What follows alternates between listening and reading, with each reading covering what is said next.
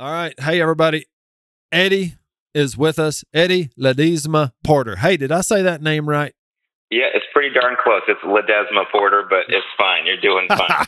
One long E too many. Well, anyways, yes. Ledesma-Porter, and he is the owner of a restaurant called Maze Eats. And here on the Petersons podcast, our job is to tell these stories. Our job is to give you, the listener, insight into these businesses, this industry, where your food comes from. And there's no better way to do that than to just have these conversations. So, Eddie, welcome to the podcast. Thank you so much for giving us your time. It's early morning, 9 a.m. on a Wednesday. You've got a restaurant to run. The doors open at 11. We're going to squeeze this in before the crowd hits. Deal. And it's icy day at that. Yeah, that's right. So maybe nobody will be running out on the roads and everybody stay safe. Right. So first things first, tell us a little bit about where Maze Eats comes from. If everybody, you should go check their website out. It's mazeeats.com, and you can read all about their story, meet Eddie. Now, is James your brother, or is that? No, James is my partner, my husband. Okay, cool. Good. Well, there we go. Yeah. All right. Then, so you'll get to meet James and Eddie and read a little bit about them. I loved how you described James as the chief of cheddar. Yes. What's James, that all about? Definitely. Yeah. So we wanted to have some fun with some of the titles a little bit. So I'm the CFOO, right? Chief Food and Operations Officer. And, James is the chief of cheddar. So he looks over all the bills, all the money. He's the purse strings, and definitely gets a chance to tell me to stop buying things. But isn't that great? I mean, isn't that so important in a business to have that yin and yang? Like 110%. Yeah, couldn't do it without James's support. I couldn't do what we're doing without the help of my family and my sister. My sister plays a pretty integral role. She's as now we're growing. We just celebrated 1 year anniversary. We had our ribbon cutting with the chamber yesterday, actually. Because we couldn't do it last year. Without the help of our team, our amazing team, and James and Edie are an integral part of it. Right. Well, sure. And I say it like this, even vendors, like, you need my help. Like, I need to do. You guys use some of our products, and it's our job to deliver on that experience, that quality every time. Because 100%. like you said, it's really a huge wagon wheel with spokes, and every spoke needs to be in place doing its piece of the work to keep a business going. Now, you've done a thing that I think is impressive, and let's explore it a little bit. You started a restaurant in 2020. I mean, tell me about that. Yes. So James and I used to own a restaurant concept called Remington's. Remington's was a seafood restaurant that was on Beltline Road in Addison, Texas, so north Dallas, and it was in business for over 40 years. And James literally was everything from server all the way up to supervisor, manager, general manager, owner. And we owned it for 3 years and kind of really turned it around, getting all the gears going, and then bam, COVID, right? So went from the best quarters, best everything in company history to nothing. And in 2019, we had already said, like, hey, we're getting the ball rolling with Remington's. We're pretty good. It's kind of running itself already. We're ready to kind of take this next foray into our next little hospitality company. Let's start to build this. So we were going to do concept 2, and here in the Denton area, not far from our house. And we were like, this will be perfect. We want to impact the community. We can do something a little bit better. There was a Subway here prior, no shade to Subway, but we're in the old Subway space, and just wanted to convert it. Wanted to make sort of a better option for folks, and that slowly sort of morphed over the time of the pandemic, when we were like, we got to figure out what we want to do. Do we want to stay in this? Do we want to continue to move forward? And the answer was yes. Let's keep going.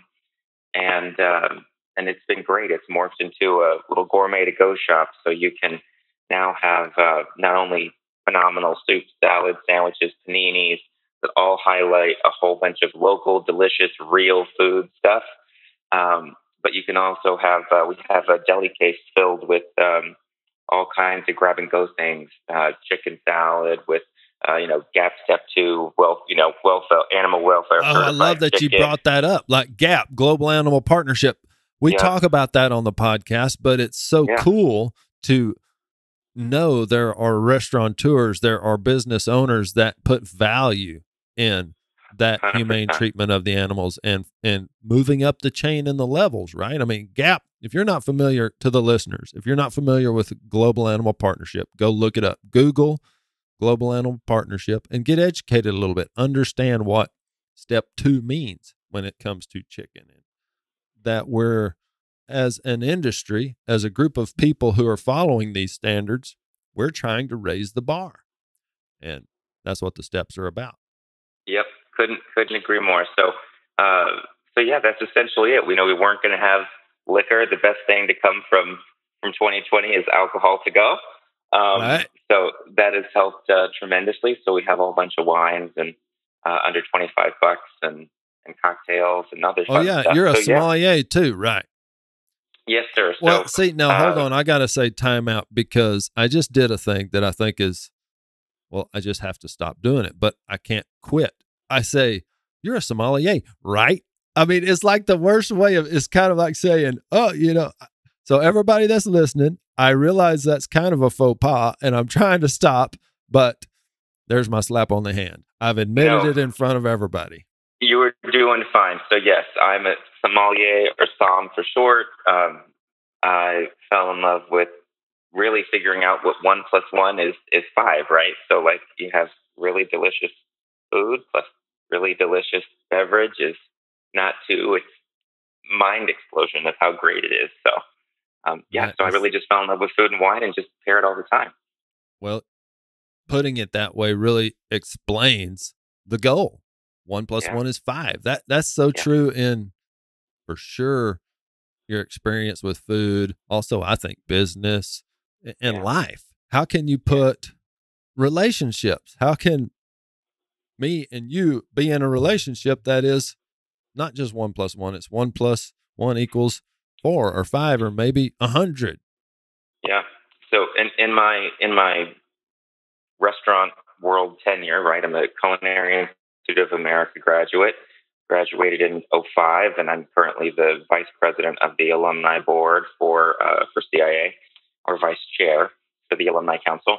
And I just fell in love with beverages up there and just wanted to continue to grow with it. So, you got to be a student of the business, got to keep learning all the time. And, I absolutely love it. Love to find great food and great wine to pair together. Right. So Maze, if you go to their website, you'll learn this, but I'll just interject it here, is an homage to a couple of grandmothers. And yes, I wonder if part of your, I guess I want to say attitude or just how you live, which is always kind of saying, I want to learn more. I want to be better. Does that tie back to them too? Where does that attitude come from? Yeah, I think perseverance from my grandmother Mary. So that's the M in May. She grew up poor and tried to, always do better, always advance herself. And so put herself through school, through college, became a legal secretary for Bexar County down in San Antonio, and then became a court coordinator and had worked for the court system there for 30 years. So just a phenomenal woman to always have a big impact in my life, always cooking, always persevering. And then my grandmother, Olga, but we always used to call her Yaya, Yaya. Right. So my grandmother, Olga, my grandma Yaya, she always showed love. Both of them showed love through cooking and love through wanting to show you that they appreciated you being there through food, and also had a ton of respect and perseverance as well, through daily life, through everything. Yeah, So it's just great yeah, how food plays that role of in a lot of people's reality. Food is love. It is how you connect. It's the around that plate of food or during that meal, you're slowed down enough to get to know each other a little better within the family, within friends, etc. yeah, yeah, and that's what it's all about. That's our hashtag. That's our motto. That's our love through food. It's on the back of our staff T-shirts. It's and it's going back to Peterson's, right? It's like, okay, well, we just brought on this ultimate BLT for the new menu that we just rolled out, and we'll keep it on for several menus. We've had so many compliments already saying that you Awesome. better I not love take that. that off. You better not take that off. Yeah. But we have this sort of ultimate BLT, and we make a lemon garlic aioli, and we use tubes mayonnaise for that. We use light sourdough. We take Calera lettuce romaine, put that on the salad, or pardon me, put that on the sandwich. And it's about creating real food. And whenever you sit down with someone and you're at a table and you can see each other smile, you can talk about it, you can taste how delicious the food is. It's like all the things kind of disappear. There's a lot of crap going out in the world right now going on. And so if you can just take a moment, hit the pause button, and be with family, friends, loved ones, whatever, gather around a table, enjoy some real food. We cook everything from scratch as much as we can here. If not, we want to highlight as much local as possible. So we use a local Dallas bread bakery for our panini rolls. We have all Who local are those guys? Let's here. shout them out. Empire Bakery in Dallas is super great. Yeah, so they're delicious. We use their panini rolls here. We use King Arthur flour in all of our stuff. So this is sort of the best you can get. We get raw cane sugar. We use perfect purees. We make real lemonade. None of this high fructose corn syrup stuff that doesn't exist in any of our beverages. We use Natalie's juices. Natalie's is fantastic company out of Florida. One ingredient juices, never from concentrate. So just excellent products that, again, convey the message that we're trying to get. You start out with good, and you can end up with great. All right. So all of that just makes me have to ask this question. How do you avoid having to charge $100 for a plate of food? I know that's a problem you guys have to think about. So correct. What's your perspective on it? Yeah, no, that's an excellent question. So, here where we're at in Denton County, we wanted to be, we didn't want fast food, we didn't want franchise, we wanted real food. How do we do that, right? And not charge $1 million? Profit margins are smaller. Right. Well, and that's a piece of it I want the listeners to understand. You're in a for-profit business. You don't keep the doors open if you can't make a little money for your time, for your effort, for all those people that work there. They've got families to support. So same. And we're a small team. We have maybe 12 workers with us, and a lot of them are college and high school and part-time. And, there's very few of us that are really full-time. And, we have to pay well to keep and attract the talent. And even still, we're doing a lot more training and so on and so forth. But to circle back to your question, to answer your question, just trying to make sure that we, are basically operating at good margins, essentially. So, like, okay, if we're using premium lettuce greens, right, that always has to be fresh. It goes back to our ordering practices. So, how, can we order? Can we talk to our vendors? Can we make sure that we're getting more timely deliveries? So, we don't have as much waste. How we sort of right size our menu is a huge thing. We're trying to do as much menu crossover as possible with shared ingredients between things, and try to get as good of a margin as we can by not wasting a lot of things. We house make giardiniera for our muffaletta sandwiches. So carrots, cauliflower. Cauliflower goes in that. Cauliflower goes in our cauliflower cashew soup, which just happens to be vegan. Cauliflower goes into our roasted cauliflower. So we've got a lot of menu cross utilization, which is a huge piece to it too. Yes, sir. There's some good I just love that picture of, for people listening and anybody watching on YouTube, whatever medium somebody may be hearing this conversation over, just it's so good, I think, for people to understand. If you go to Maze, there's a man there that's worried about these things, right?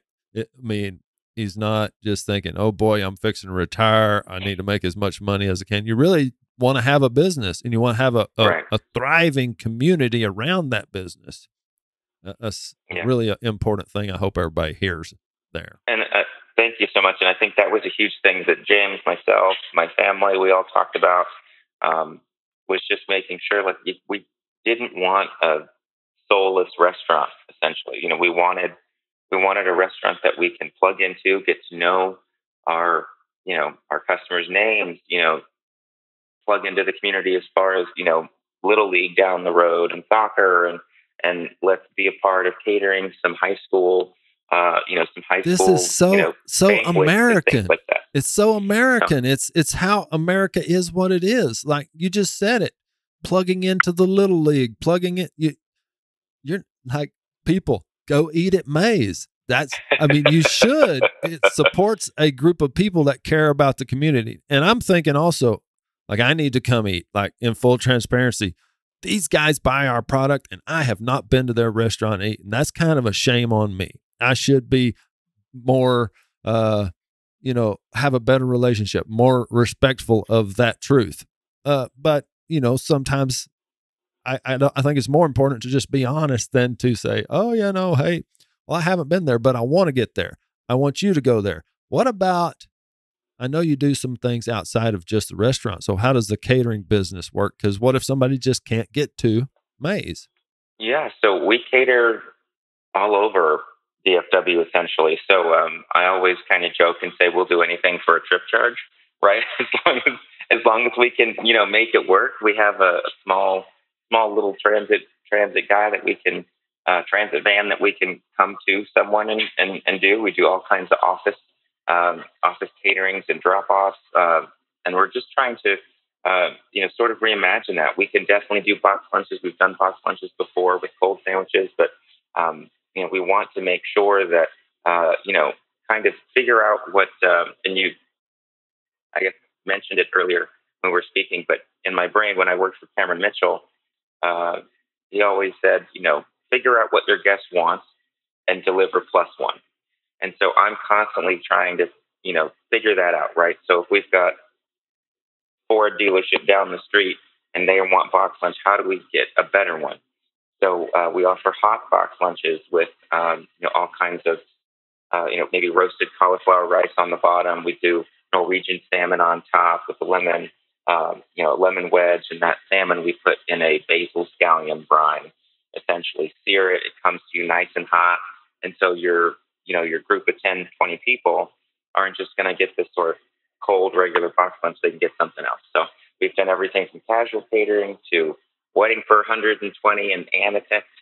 We've done small weddings around the corner here in the Lake Cities area for 30. So it's just been a out blast. Of curiosity, what would be your perfect catering job? I'm just thinking, like, somebody might just think, wow, I'm interested in this. If you could pick one, is it a size? Is it a thing, a dish? What would be kind of the perfect catering opportunity to fit right into y'all's wheelhouse? I say I like the smaller things just because it can be a little more intimate. So I'd say, 50, 75 is great, or less. I like to show, I like braises. I love braises because I just love tender meat. I love when it's just so fall off the bone or fork tender. One of my favorite things that we've been doing a lot lately because we've had just so many requests for it off of our catering menus is it's a boneless short rib, and we actually use Rosewood Ranch's Texas Wagyu boneless beef short ribs. Cut those up, they get a slow braised and tomato ragu, balsamic vinegar, little basil gremolata on top, truffled whipped potatoes underneath. It's pretty Man, fantastic. You're making me hungry. You're making me hungry. That's good stuff. I got a shout out to the guy that helps us with this podcast and editing and putting show notes together. I just want to say, Johnny, be sure you get links to all these brands and people that Eddie's mentioned from just that he works with. I think it'd be cool for people to be able to click to the show notes and go straight away to these other companies and learn about them. All right, so thank you. Let's and jump. I'm super impressed with you. Not to flip the script a little bit, but I'm super impressed with you, Neil. You've got a lot going on. You're doing a lot of really cool things. To see you being the family man and dropping the kids off and doing all the things. And you seem to. I'm trying to take a few notes from your page, my friend. So just trying to get better every day. And I think that's got to be the. I love that you have that philosophy. Like I see it in you and your actions. It's pretty awesome. And man, I'm there again, trying to be a student of the business, always trying to learn, always trying to grow, and really trying to be better today than I was yesterday.